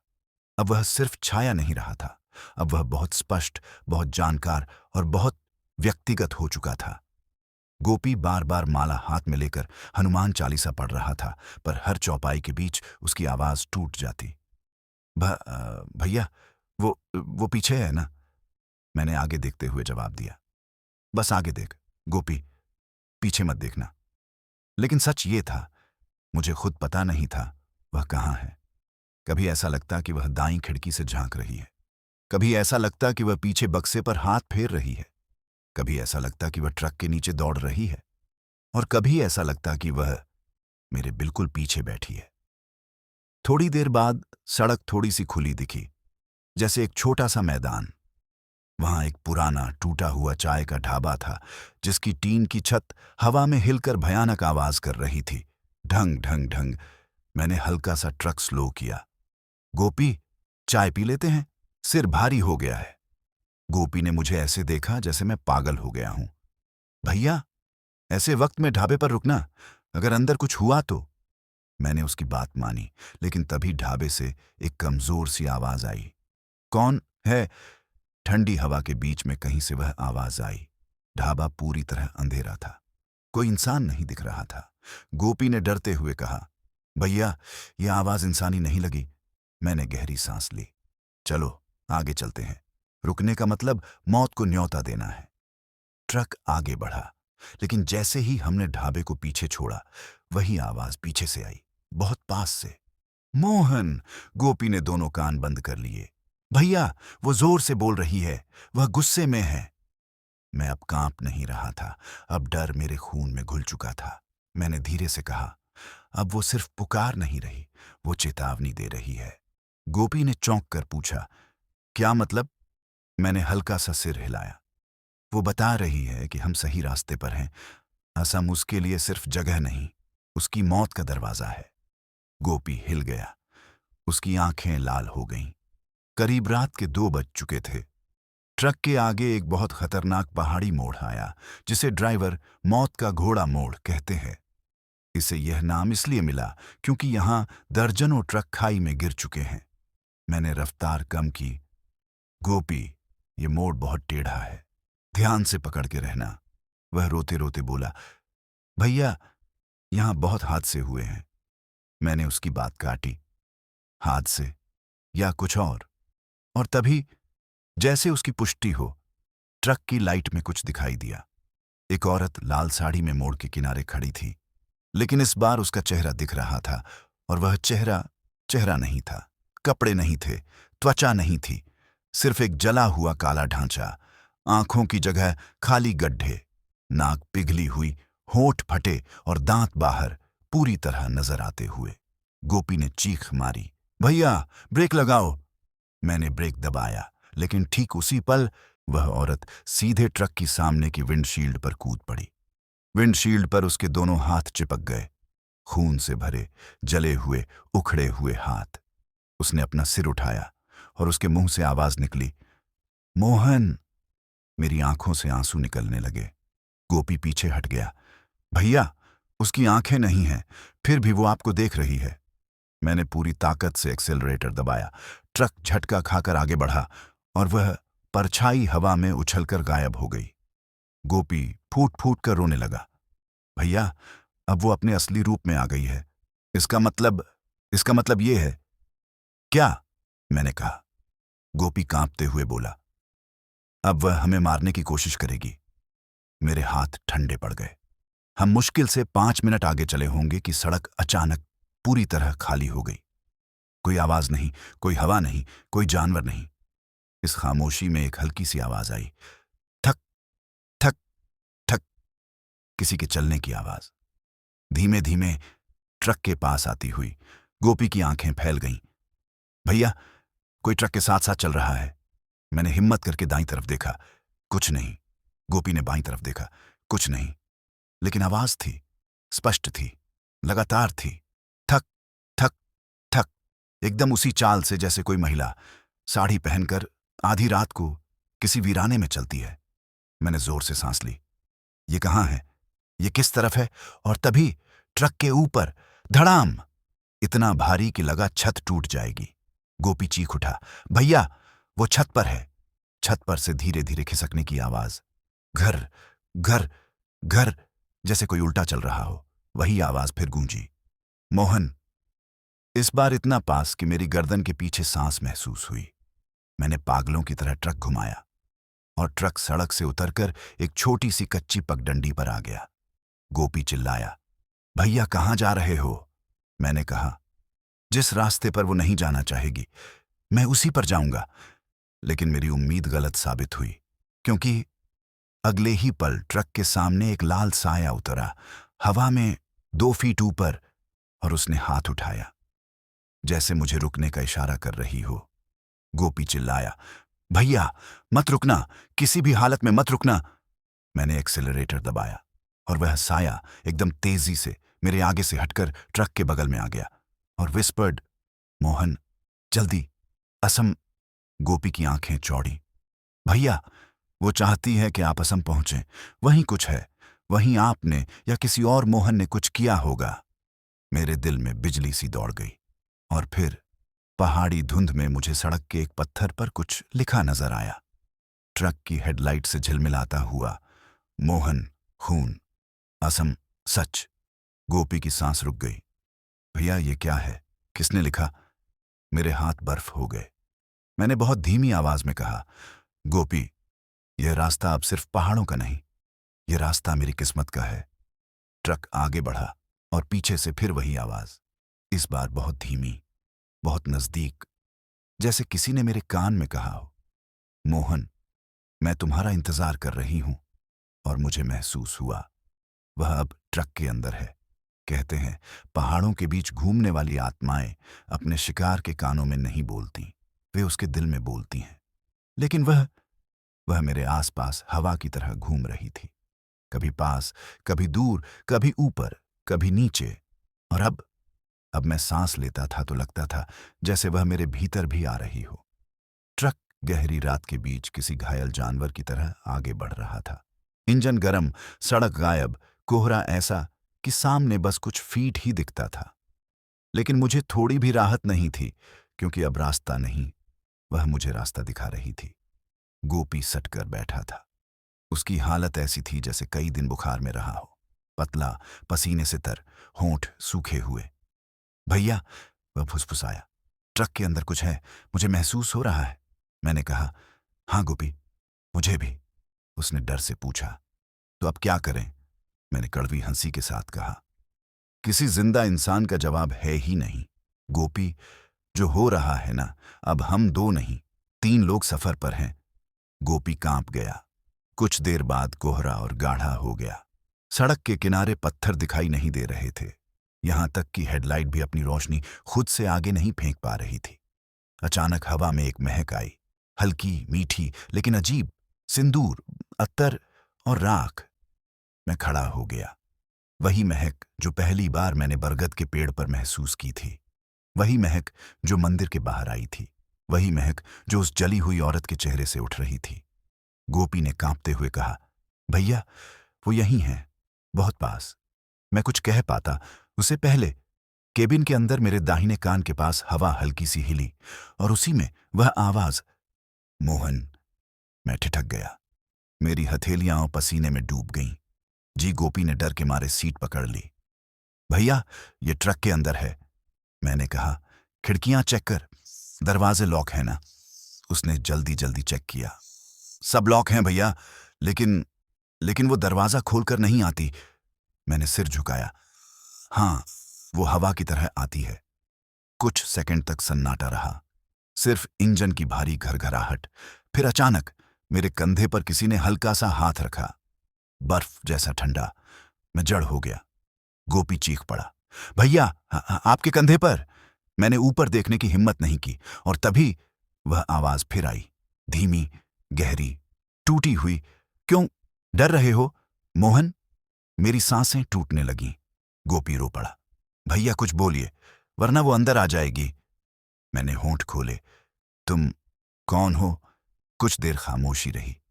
फिर हवा में खनक की आवाज, चूड़ियों की, और फिर मैं, वही जिसे तुमने छोड़ा था। मैंने आंखें कसकर बंद कर लीं। तुम्हारा मतलब? मैंने क्या किया था? उसकी आवाज जैसे किसी गहरी खाई से आई। तुमने मुझे मरने दिया, गोपी चिल्लाया। भैया, ये झूठ बोल रही है, ये आपको बहका रही है। मैं कांप गया। मैं किसी को नहीं जानता, किसे मरने दिया? उसकी आवाज टूटी, कहीं सिसकती हुई, कहीं गुस्से से भरी। असम, मेरी मौत, सब कुछ वही है। गोपी ने कहा, भैया, ये आपको असम ले जा रही है। क्यों? मैं टूटी सांसों में बोला, क्योंकि उसका राज, उसकी मौत, उसका बदला वही है। अचानक एक गहरी खरोंच ट्रक की छत पर चली, गर्र, जैसे कोई धातु फाड़ रहा हो। गोपी उछल पड़ा, भैया, ये अंदर आने वाली है। मैंने ट्रक तेज कर दिया, लेकिन तभी ड्राइवर साइड की खिड़की पर एक हथेली चिपकी, काली, जली हुई, टूटी उंगलियों वाली। मैंने चीख दबाई। गोपी ने आंखें बंद कर लीं। वो हथेली कांच पर सरकने लगी, छिस छिस छिस, जैसे भीतर आना चाहती हो। और हवा में उसकी हंसी, हल्की, डरावनी, पागलपन भरी। मोहन, बच क्यों नहीं लेते, जैसे तब? नहीं बचाया। मुझे लगा दिल फट जाएगा। कब? मैंने चिल्लाकर पूछा, कब नहीं बचाया मैंने? बोलो, कब? कुछ देर खामोशी। फिर सड़क, बारिश, असम, लाल साड़ी। गोपी ने कांपते हुए कहा, भैया, ये याद दिला रही है कि उसकी मौत आपके जैसे किसी मोहन की वजह से हुई थी, या आप उस मोहन से जुड़े हुए हैं। मैंने कांपते हुए कहा, मैं किसी को नहीं जानता। फिर आवाज आई, तो जान जाओगे जब असम पहुंचोगे। उसके बाद हथेली अचानक हट गई और तेज झोंका आया। ट्रक पूरी तरह हिल गया, कोहरा झटक गया, सड़क दिखाई देने लगी। गोपी ने राहत की सांस ली। भैया, वो गई थोड़ी देर के लिए, मैंने कहा। नहीं, वो गई नहीं, गोपी ने आश्चर्य से पूछा। फिर कहाँ है? मैंने गले में अटकी आवाज से कहा। वो अब हमारे अंदर बैठी है। गोपी डर से जड़ हो गया। करीब आधा घंटा बाद सड़क समतल हुई। एक छोटी सी ढलान के बाद जंगल कम होने लगे। हम पहाड़ों के उस हिस्से में पहुंच चुके थे जहां से असम की ओर उतराई शुरू होती है। गोपी ने कहा, भैया, बड़ी मुश्किल से यहां तक पहुंचे हैं, शायद आगे आसान हो जाए। मैंने उसके कंधे पर हाथ रखा। आसान? असम आसान नहीं होता, वहां उसका इलाका और मजबूत होगा। वह डर कर बोला, मतलब असली भूत वही है? मैंने आंखें बंद की। हाँ गोपी, वो अब सिर्फ पीछा नहीं कर रही, वो मुझे वापस ले जा रही है। कहाँ भैया? जहां उसकी मौत हुई थी। गोपी के मुंह से आवाज तक नहीं निकली। मैंने ट्रक आगे बढ़ाया और तभी दूर सड़क में किसी औरत का लाल आंचल सड़क पर पड़ा दिखाई दिया। मैंने ब्रेक लगाया। गोपी चिल्लाया, भैया मत रुकना, ये फंदा है। मैंने कहा, गोपी, यह कोई कपड़ा नहीं, यह संकेत है। वो लाल आंचल सड़क की मिट्टी के ऊपर पड़ा था और उसके किनारे कोई उंगली से लिखा हुआ था, मोहन लौट आओ, असम मौत। गोपी कांप गया। भैया, ये क्या है? मैंने गहरी सांस लेकर कहा। अब सामने साफ हो गया है। क्या भैया? मैं धीरे धीरे शब्द निकाल पाया। या तो मैं असम जाऊंगा या मैं जिंदा नहीं बचूंगा। गोपी रो पड़ा। भैया, अब क्या करें? मैंने ट्रक दोबारा गियर में डाला। अब केवल एक ही रास्ता है। गोपी, क्या? मैंने उसकी तरफ देखा। असम। और जैसे ही ट्रक आगे बढ़ा, हवा में फिर वही भयावह फुसफुसाहट। मोहन, मैं इंतजार कर रही हूं। अब यह फुसफुसाहट नहीं थी, यह था एक बुलावा। और यह बुलावा अब टाला नहीं जा सकता था। पहाड़ों की हवा अब बदल चुकी थी। यह वही हवा नहीं थी जिसमें देवदार की खुशबू, नदी की ठंडक और पहाड़ी मिट्टी का एहसास होता है। यह हवा एक बोझ थी, एक चेतावनी, एक ऐसा धड़कता हुआ सन्नाटा जिसमें कहीं दूर कोई अदृश्य चीज सांस ले रही थी। हम असम की ओर उतराई पर थे। मैंने अपने डैशबोर्ड पर बनी भगवान शिव की छोटी मूर्ति को देखा। अब लगता था जैसे उसकी आंखें भी मुझे देख रही हों, जैसे वह भी जानता हो कि हम जिस राह पर जा रहे हैं वह इंसानों के लिए नहीं बनाई गई। गोपी अब बिल्कुल चुप था। उसका सिर खिड़की पर टिक गया। उसकी सांसें भारी और टूटती हुई थीं। मैंने धीरे से पूछा, गोपी, ठीक है ना? वह धीरे धीरे बोला, भैया, जब से उस बच्चे ने आवाज में आपको पुकारा, तब से मेरी जान ही निकली जा रही है। अब लग रहा है कि हम जहां जा रहे हैं ना, वहां से लौटेंगे नहीं। मैंने उसे ढांढस बंधाने की कोशिश की। कुछ नहीं होगा, हम पहुंचना चाहते थे इसलिए आ रहे हैं, लेकिन जो वो चाहती है उससे भी ज्यादा हमारा पहुंचना जरूरी है। गोपी ने मेरी तरफ देखा। भैया, आपको खुद नहीं लगता कि वो आपको जानती है, जैसे वो आपके अंदर झांक सकती हो? मैंने गहरी सांस ली। हां, लगता है। तो फिर भैया, ये राज क्या है? मैं खामोश रहा। गोपी का सवाल मेरे अंदर पुराने दरवाजे खोल रहा था जिन्हें मैं छूना भी नहीं चाहता था। जैसे ही हम नीचे की तरफ बढ़े, पेड़ों की घनत्व बढ़ने लगी। ऊपर से टेढ़े मेढ़े पेड़ों की शाखाएं ऐसे सड़क पर झुक रही थीं जैसे बुढ़िया के हाथ हों, लंबे, सूखे, बदबूदार। धुंध के बीच ट्रक की हेडलाइट में कई बार कुछ सफेद सा झिलमिलाता, कभी लाल सा हिलता ढुलता, कभी परछाई सी भागती दिखाई देती। गोपी ने एक बार कहा, भैया देखो, पेड़ के पीछे कोई भागा। मैंने आंखें संकरी करके बाहर देखा, पर सड़क बिल्कुल खाली थी। गोपी फिर बोला, भैया, अब मुझे लग रहा है कि वो सिर्फ आपका पीछा नहीं, हम दोनों का पीछा कर रही है। मैंने उसकी तरफ देखा।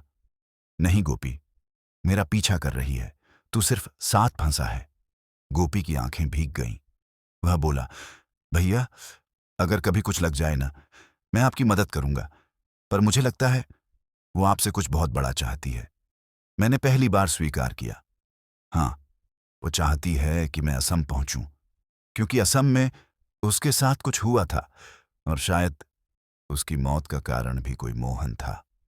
गोपी ने कांपते हुए पूछा, आप वो मोहन हैं भैया? मैंने स्टीयरिंग कसकर पकड़ा। नहीं, या शायद हाँ। और तभी बिजली की तरह दिमाग में एक झटका लगा। मेरी आंखों के सामने अचानक एक दृश्य चमका। कोई लाल साड़ी में भाग रही है, बारिश हो रही है, सड़क भरी हुई है, और कोई आदमी चिल्ला रहा है, रुको, रुको। मैंने एकदम ट्रक रोक दिया। ब्रेक चीखे, टायर फिसले, ट्रक अंधेरे में कांपते हुए रुक गया। गोपी घबराकर बोला, भैया क्या हुआ? मैंने पसीना पोंछते हुए कहा, गोपी, मुझे कुछ याद आया। क्या? लाल साड़ी, बारिश और एक चीख। गोपी सन्न रह गया। भैया, आप उसे जानते हो? मैंने सिर पकड़ लिया। मैं नहीं जानता, पर शायद मेरे दिमाग में उसकी मौत की यादें आ रही हैं। गोपी फुसफुसाया, भैया, क्या यह हो सकता है कि उस मोहन ने उसे मारा था और आप किसी तरह उससे जुड़े हो? मेरी सांसें घुट गईं।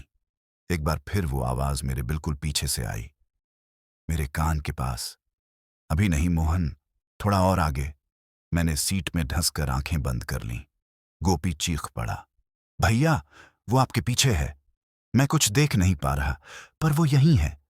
मैं सुन्न था, मैं बोल भी नहीं पा रहा था। फिर हवा में एक तेज झोंका आया, ट्रक हिला, सड़क की धूल उड़ गई और खिड़की के बाहर धीमी आवाज गूंजी, असम। गोपी की जान निकल गई। भैया, वो रास्ता बता रही है, वो हमें अपने सच की तरफ ले जा रही है। मैंने गियर लगाया। ट्रक आगे बढ़ने लगा। गोपी ने कांपते हुए पूछा, भैया, आप डर नहीं रहे? मैंने धीरे से कहा, गोपी, अब डरने का वक्त बीत चुका है। अब सच सामने खड़ा है और सच से भागा नहीं जा सकता। गोपी ने कहा, भैया, अगर असम में उसका बदला आपसे पूरा करवाना चाहती हो तो? मैंने गहरी सांस ली। तो फिर शायद मुझे वह पूरा करना पड़ेगा। गोपी चीख पड़ा, भैया, इसका मतलब तो यह हुआ कि मैंने उसकी बात काटी। मतलब ये हुआ कि उसका दर्द, उसकी मौत, उसका सच, सब कुछ मुझसे जुड़ा है और ये सफर खत्म नहीं होगा जब तक मैं उसके उस सच का सामना नहीं कर लेता। ट्रक तेजी से अंधेरे की तरफ बढ़ रहा था। पेड़ों के नीचे, पहाड़ों के पेट में, असम के करीब, और पीछे से फिर वही आवाज आई, इस बार इतनी पास कि मेरी गर्दन में ठंड उतर गई। मोहन, अब बहुत कम बचा है। मेरा शरीर कांप गया। गोपी रो पड़ा और मैं समझ गया, अब यह सफर नहीं, किस्मत है।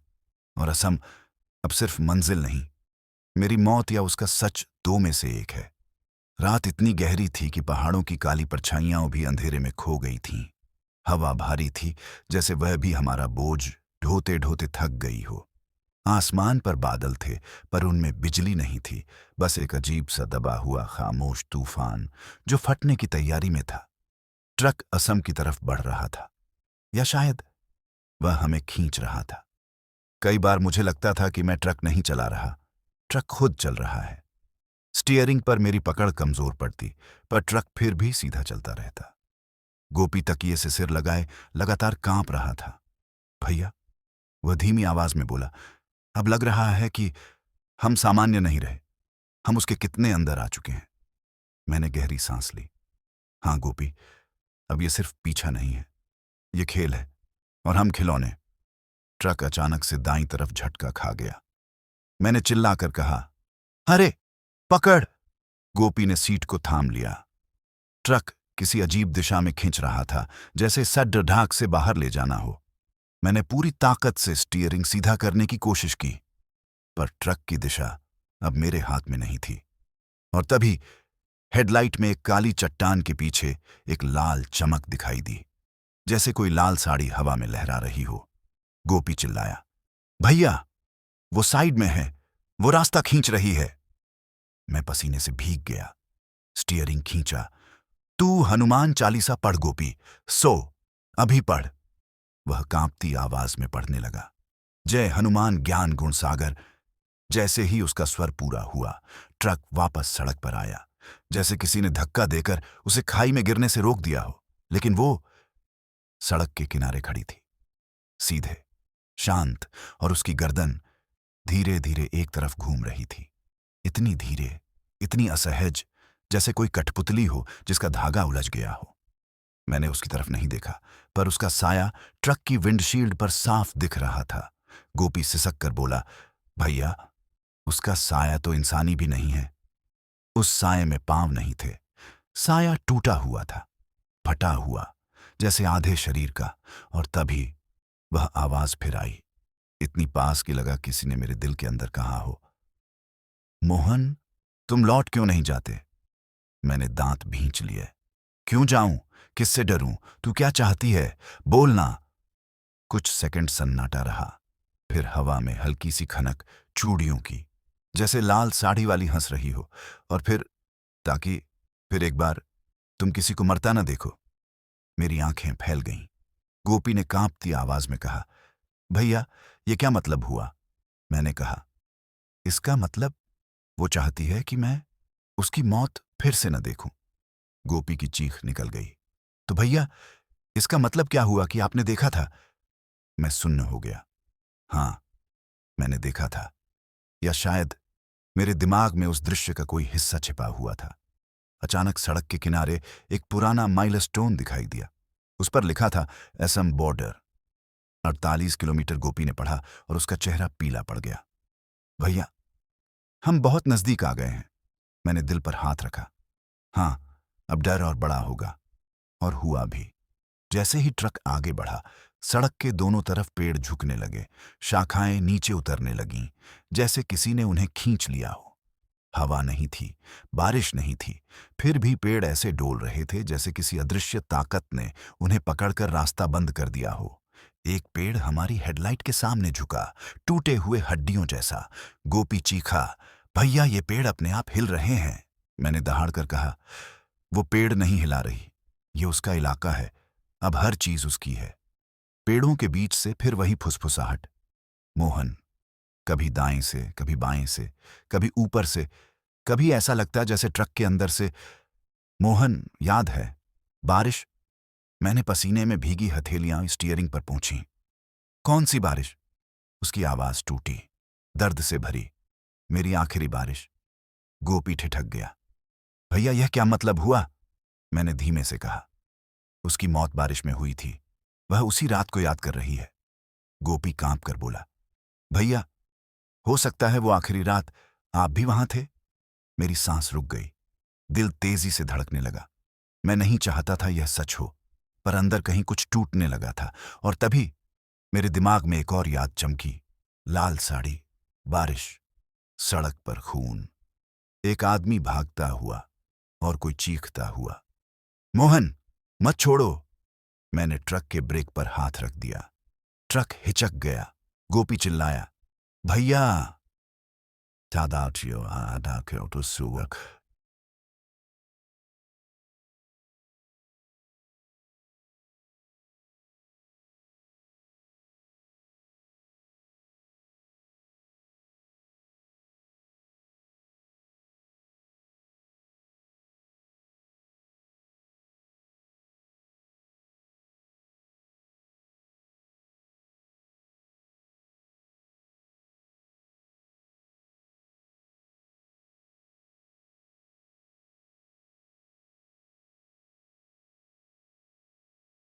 फिर से याद आया। मैं हाँ बोल पाता, उससे पहले हवा में फिर वही आवाज। इस बार टूटी हुई नहीं, स्पष्ट, जहरीली। हाँ मोहन, तुमने ही मुझे मरने दिया था। ट्रक के भीतर सन्नाटा दम घोंटने लगा। गोपी डर के मारे रोने लगा। भैया, क्या वो सच बोल रही है? क्या आपने उसे सचमुच मरने दिया था?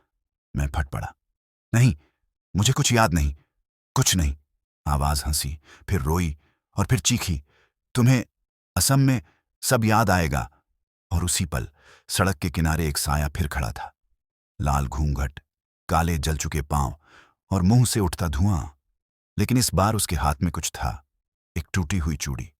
गोपी बोला, भैया, वह आपको आपकी चूड़ी दिखा रही है? मैंने सांस खींची। यह मेरी नहीं, उसकी है।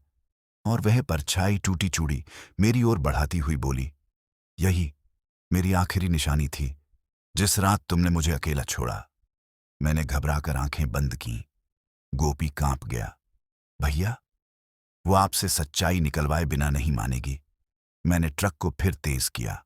हवा में चीख गूंजी, असम तक मैं तुम्हें छोड़ूंगी नहीं मोहन। और उस पल मुझे पता चला, असम अब सिर्फ मंजिल नहीं है, वह उसकी कब्र है, उसका दर्द है, उसका बदला है, और मेरी किस्मत है। असम की ओर उतराई शुरू हो चुकी थी, पर मैं जितना आगे बढ़ रहा था उतना ही मुझे ऐसा लग रहा था कि कोई मेरे दिमाग के अंदर मेरी सबसे दबी हुई यादों के दरवाजे खोलने की कोशिश कर रहा है, जैसे वह मेरी नसों में हाथ डालकर मेरे अतीत को दोबारा जगा रही हो। बाहर हवा बिल्कुल बंद थी, न पत्ते हिल रहे थे, न जंगल की कोई आवाज, सिर्फ एक अजीब सी चुप्पी, जिस चुप्पी में दूर कहीं किसी की सांस चलने की आवाज सुनाई देती थी। वही सांस जो पिछले कई घंटों से मेरे कानों के पास गूंज रही थी। गोपी अब बिल्कुल बोल नहीं रहा था। उसकी आंखें सूख गई थीं, होंठ फट चुके थे और हाथ कांप रहे थे। मैंने उससे पूछा, गोपी, ठीक है ना? वह धीमी टूटी आवाज में बोला, भैया, मैं ठीक नहीं हूं। मुझे लग रहा है कि वह हमारी आत्मा के अंदर घुस रही है। मैंने स्टीयरिंग पकड़ा। मेरी उंगलियां भी ठंडी पड़ी हुई थीं, जैसे मेरी नसों में भी वही सर्द हवा बह रही हो। फिर अचानक कोहरा फटने लगा। पेड़ों के बीच एक सड़क दिखाई दी, सीधी, चौड़ी और बिल्कुल सुनसान। और उस सड़क के शुरू में एक पुराना टूटा हुआ बोर्ड, जिस पर लिखा था, वेलकम टू असम। गोपी हौसले से कांप उठा। भैया, हम सीमा पर पहुंच गए। मैंने गहरी सांस ली। हाँ, यह असम की सीमा है। लेकिन जैसे ही ट्रक आगे बढ़ा, मुझे महसूस हुआ कुछ मेरे सीने पर भारी हो गया है, जैसे कोई बैठ गया हो। हाँ, कोई बैठ गया था। मैंने सीट हल्की सी आगे झुकी महसूस की, जैसे किसी ने मेरे कंधे पर हाथ रख दिया हो। गोपी ने डर से कहा, भैया, आपके पीछे कोई बैठा है। मेरी सांस रुक गई। मत बोल गोपी, मत बोल। पर वह बोल पड़ा, भैया, वो उसका घूंघट पीछे आपकी सीट पर है। मैंने कांच में अपना प्रतिबिंब देखा और मेरी रीढ़ में बिजली सी दौड़ गई। कांच में मेरे सिर के पीछे लाल साड़ी का पल्लू हिल रहा था। मैं अंदर चीखा, पर आवाज नहीं निकली। वो मेरी सीट पर बैठी थी। गोपी सिसक पड़ा, भैया, वो पूरी तरह अंदर आ गई है। अब वो बाहर नहीं, ट्रक के साथ नहीं, हमारे साथ नहीं, आपके साथ है। और तभी उसकी आवाज मेरी गर्दन के बिल्कुल पीछे सुनाई दी, इतनी पास कि उसकी सांस मेरे कान को छू गई। मोहन, अब सच छुपा नहीं सकते। मैंने तेजी से सिर झुकाया। तू क्या चाहती है? वो हंसी, लंबी, धीरी और बिल्कुल बेरहम। सच। उसकी उंगलियां मेरे कंधे से सरक कर मेरे सीने की ओर गईं, पर छू नहीं रही थी, जैसे हवा का दर्द हो। गोपी ने डर से अपनी आंखें बंद कर लीं। भैया, अब ये हमसे खेलेगी? और फिर हवा में उसका दूसरा शब्द गूंजा, याद। मेरा दिमाग झटके से हिला, सिर भारी हो गया, अंधेरा आंखों में फैलने लगा।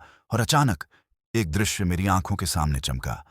बारिश, तेज बारिश, सड़क पर पानी, एक औरत लाल साड़ी में भाग रही, मेरे हाथ में ट्रक का स्टीयरिंग, और वह औरत चिल्ला रही है, मोहन, मत छोड़ो। मेरी आंखें खुल गईं। मैंने ट्रक जोर से झटका दिया। गोपी घबरा गया। भैया, क्या देखा? मैंने हाँफते हुए कहा। कुछ कुछ याद आ रहा है गोपी, जैसे जैसे मैं इस सब में पहले भी था। और फिर पीछे से वही आवाज, धीमी, दर्द भरी, हाँ मोहन, तुम थे। मैंने घबराकर सीट के पीछे देखा। कुछ नहीं, पर आवाज अंदर गूंज रही थी। गोपी रोने लगा। भैया, ये आपको आपकी मौतों की याद दिला रही है। शायद वो दिन जब वो मरी, आप वहीं थे। मेरी सांसें टूट गईं। नहीं, नहीं, यह सच नहीं हो सकता। फिर आवाज आई, धीमी, साफ, जैसे किसी ने मेरे दिल पर लिखा हो। तुमने मेरी मदद नहीं की थी। मैंने गुस्से से चिल्लाया। कब? कब हुआ था ऐसा? कोई जवाब नहीं, बस एक ठंडी सांस मेरी गर्दन पर पड़ी। बारिश, असम, रात, लाल साड़ी और तुम। गोपी कांप गया। भैया, लगता है आप उस रात गवाह थे। मैंने सिर पकड़ लिया। नहीं, मैं किसी को नहीं जानता, लेकिन सच धीरे धीरे मेरी यादों में छेद कर रहा था। हम सीमा पार कर चुके थे। सड़क बदलने लगी, पेड़ बदलने लगे, हवा बदलने लगी और माहौल अचानक भारी हो गया। असम के जंगल गहरे थे, गहरे और कहीं कहीं फुसफुसाते हुए। गोपी ने कांपते हुए कहा, भैया, यहां बहुत ही अजीब लग रहा है, जैसे खुद जंगल हमें देख रहा है। मैंने कहा, क्योंकि यह उसका इलाका है। और जैसे ही मैंने यह कहा, जंगल के दूर की तरफ एक आकृति दिखाई दी, लंबी, सीधी, हवा में तैरती, लाल घूंघट में। उसने हाथ उठाया और मेरे ट्रक की तरफ इशारा किया। गोपी चीख पड़ा, भैया, वो बुला रही है। मैं सन्न हो गया। हवा में उसकी आवाज गूंजी, मोहन, असम में सब याद आएगा। ट्रक की हेडलाइट फड़फड़ाई, इंजन हिला और मेरी आंखों के सामने उसकी मौत का एक छोटा सा दृश्य, बहुत छोटा, बहुत धुंधला, लेकिन साफ। वह बारिश में सड़क पर पड़ी थी और मैं ट्रक में बैठा था। गोपी ने पूछा, भैया, आपने क्या देखा? मैंने कांपते हुए कहा, गोपी, मुझे लगता है मैंने उसे मरते हुए देखा था। गोपी के होंठ खुल गए। भैया, तो क्या वो सच बोल रही है? मैंने सिर झुका लिया। दिल की धड़कनें तेज हो गईं और पीछे से उसकी आवाज आई, हाँ मोहन, तुमने मुझे देखा था और तुम कुछ नहीं कर सके। मेरी आंखों से आंसू फूट पड़े। मैंने ट्रक रोक दिया। गोपी घबरा गया। भैया, क्यों रुके? ये जगह सही नहीं। मैंने सिर उठाया, क्योंकि गोपी अब सच मेरे सामने आने वाला है। उस पल जंगल ने अपनी सांस रोक ली। हवा ठहर गई और वह मेरे ठीक सामने खड़ी थी, लाल घूंघट में, जला हुआ शरीर, खाली आंखें। और उसने धीमे से कहा, मोहन, अब मैं तुम्हें अपनी मौत दिखाऊंगी। मेरी रूह कांप गई और कहानी अब उस रात में उतरने वाली थी जहां से यह श्राप शुरू हुआ था।